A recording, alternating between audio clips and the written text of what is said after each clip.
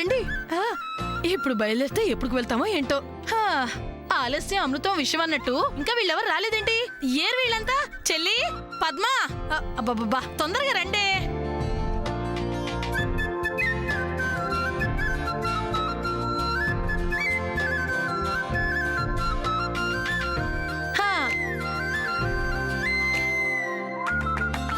అందరూ వచ్చేసినట్టే కదా? 10 మంది పెట్టి నువ్వున్నావు కదా, అది చాలు. చిలిపి చెల్లి. ఇంతకు ముందేగా ఇద్దరు అలా గొడవ పడ్డారు, ఇంతలోనే కొట్టుకున్నా తిట్టుకున్నా కలిసిమెలిసి ఉన్నా వీళ్ళిద్దరికే చెల్లింది. చూడు చెల్లి, మన ఇద్దరి గురించి వీళ్ళందరూ ఎంత ఎటకరంగా మాట్లాడుకుంటున్నారో.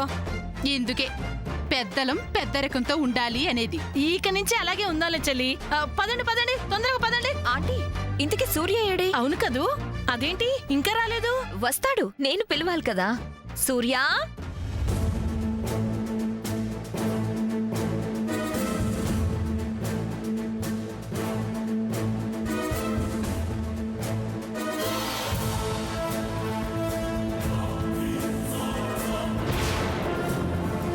సూర్య, కమాన్ సూర్య. సూర్య, నేను ఆల్రెడీ వచ్చేసాను, మీదే లేట్. చూసారా, నేను పిలవక ముందే వచ్చాడు.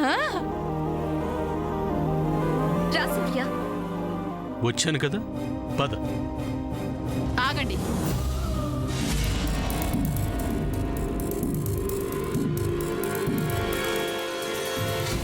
సామాన్య, మీ నాన్నగారేరి ఇంకా రాలేదు కదా?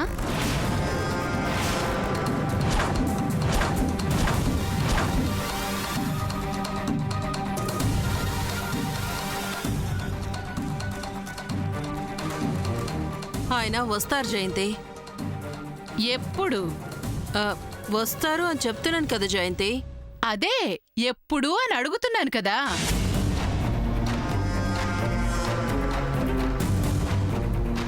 ఎవరో వాళ్ళ నాన్నగారు ఉదయానికల్లా ఇక్కడ ఉంటారని చెప్పారు కదా పిన్ని.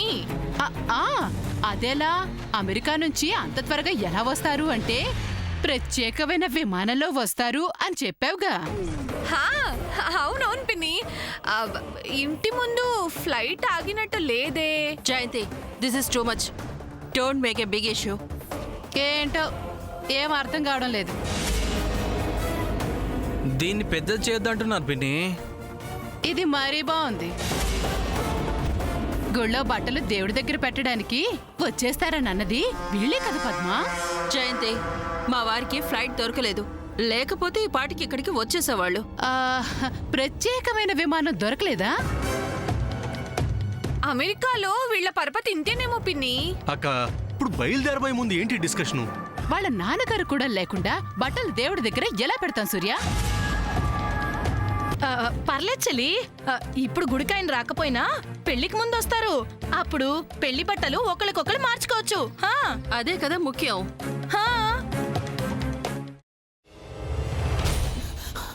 నువ్వు ఇంకేమన్నా చెప్పాలా? ఇంకేమన్నా అబద్ధం చెప్పాలనుకుంటే చెప్పేయి. నేను చూడాలనుకుంటున్నాను నన్ను మోసం చేయడానికి నువ్వు ఎంత నీచానికి దిగజారగలవు అని. ఎందుకు ఆలియా, ఎందుకు నువ్వు ఇలా చేసావు? నీకు తెలుసు కదా, నానమ్మ తర్వాత నీ ఒక్కదానిని కదా నేను పూర్తిగా నమ్మేది. ఏమన్నావు నువ్వు? ఈ మధ్య అన్నిటినీ మర్చిపోతున్నావా? అది చాలు. వాటిలో ఉన్న శక్తి విషయాన్ని గ్రహించి మనకు వివరిస్తాయి.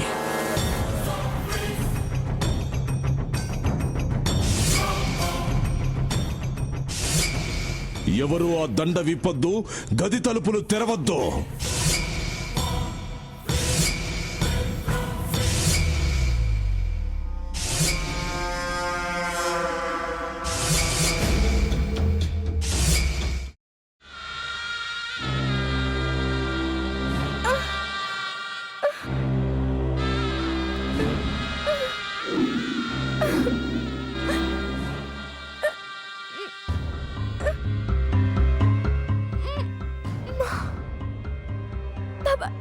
వద్దు బాబాయ్, నేను చేయొద్దు బాబాయ్, ప్లీజ్ బాబాయ్. నీకు నిజం తెలిసినప్పుడే నా ఆలోచనలో నువ్వు చచ్చిపోయావు.